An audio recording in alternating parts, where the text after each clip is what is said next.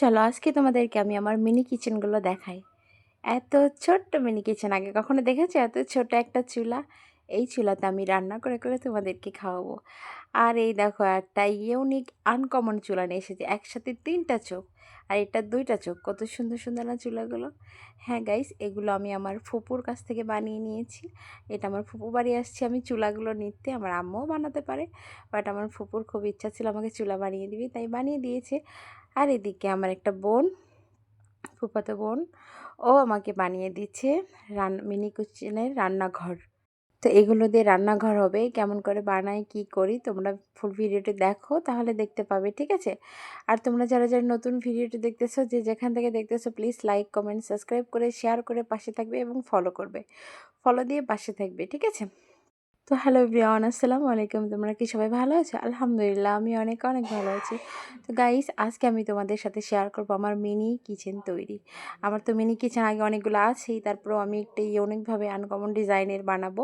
আমার ফুপু দেখে গেছে আমার রান্নাঘরগুলো, দেখে যে বলছে আমিও বানিয়ে দিবনি। বলছি ঠিক আছে। তো চুলা বানানো হলে শুধু আমাকে ফোন করতেছে, আমি তখন সিলেটে ছিলাম, যে তাড়াতাড়ি আসো চুলা নিয়ে যাও। আর এই ছোট্ট পিচ্চি চুলাটা আমার ফুফাতো বোন বানিয়েছে। তো আমিও সেই নাছোড়বান্দা, আমি 3টা চুলাতেই রান্না করব, আর 3 চোখ চুলাতেও রান্না মানে আমন্ত্রণ নিমন্ত্রণ যাই বলো তোমাদের রইলো। তো এখানে আবার মিনি কিচেন যেহেতু হয়ে গেছে রান্না, এখন রান্নাঘরের তো প্রয়োজন, তাই না? তো এখানে আমার বোনটা আবার আমাকে চুলার রান্নাঘরের প্রসেসিংগুলো তৈরি করে দিচ্ছে। এগুলো দেওয়ার কারণ রান্নাঘরে একটা গ্রামীণ একটা লুক চলে আসবে, সেই জন্য আসলে এগুলো দিয়ে ঘরগুলো বানানো, যাতে গ্রামীণ গ্রামীণ লাগে, গ্রামের রান্নাঘর লাগে। মানে শহরে বসে গ্রামের রান্নাঘর তৈরি করা ভাবা যায়? তো যাই হোক গাইজ, আসলে আমার একটু জায়গা কম, আর শহরের মধ্যে গ্রামীণ দৃশ্যগুলো নাই, তাই জন্য সুন্দর সুন্দর তোমাদেরকে আমি দেখাতে পারি না। তবে যখন যখন গ্রামে যাব বা গ্রামের দৃশ্য, তখন ভিডিওগুলো দেখাতে পারবো সুন্দর সুন্দর। শহরে আসলে এত কিছু করা সম্ভব না। তারপরেও তোমাদেরকে একটু ভালো রাখার জন্য, দেখানোর জন্য আমার এই প্রস্তুতি, এত কষ্ট, তাই না? তো তোমরা অবশ্যই কিন্তু একটা ফলো করে সাবস্ক্রাইব করে বেল আইকন বাজিয়ে একটা সুন্দর গঠনমূলক কমেন্ট করে যাবে। তোমাদের একটা কমেন্ট দেখে আমার অনেক ভালো লাগবে, আর নেক্সট টাইম আরও ভিডিও করার সাহস জাগবে, উৎসাহ জাগবে, ঠিক আছে? অবশ্যই কিন্তু তোমরা পাশে থাকবে। আর আমার এই ঘরগুলো কেমন হচ্ছে তোমরা অবশ্যই বলবে। দেখো এই ছোট্ট মেয়েটা এত বুদ্ধি, এত ট্যালেন্টের মধ্যে, কি বলবো, যেরকম পড়াশোনা এরকম কাজে অনেক কিছু পারেও।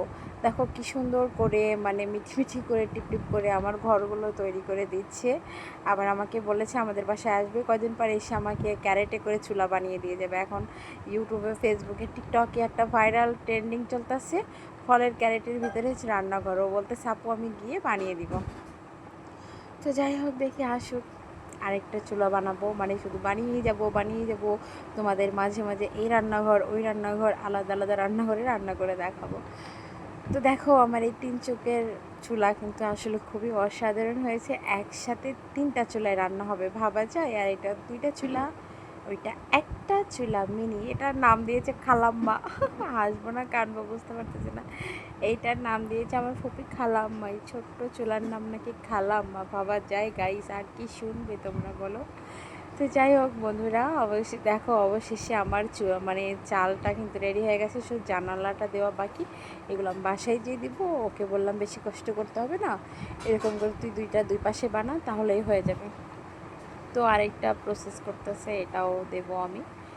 2টা হলে ভালো হবে আর কি। এই যে 2টাই কমপ্লিট হয়ে গেছে, আমি এখন এগুলো বাসায় গিয়ে প্রসেস করব। যাই হোক, এখন দেখো আমার ফুপি এগুলো আমাকে কীভাবে প্যাকিং করে দিচ্ছে, কারণ আমি রাস্তায় যাব, সিএনজিতে যদি ভেঙে টেঙে যায়, একদম দইয়ের কার্টুনের মধ্যে খড় দিয়ে, এই মানে এটা 2 চুলা, এভাবে কীরকম করে প্যাকিং করতেছে জাস্ট দেখো। এইবার এই বড়ো চুলাটারে অনেক কষ্ট করে প্রসেসিং করে ঢুকাইছে, দেখতে পাচ্ছ তোমরা। আর এই খালাম্মাটারে তো আমার কুকুর বলতেছি ওইটার ভ্যানিটি ব্যাগে নিয়ে বলে, হ্যাঁ ঠিক বলছো, ওইটা ভ্যানিটি ব্যাগেই নেওয়া যাবে।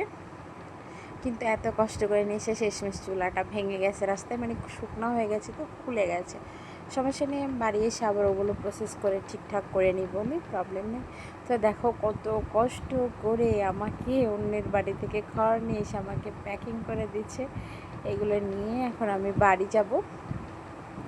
আর কেমন হলো অবশ্যই আমাকে বলবে, মাশাআল্লাহ বলবে। কিউট চুলাটা দেখে খুবই সুন্দর, অনেক ভালো লেগেছে আমার।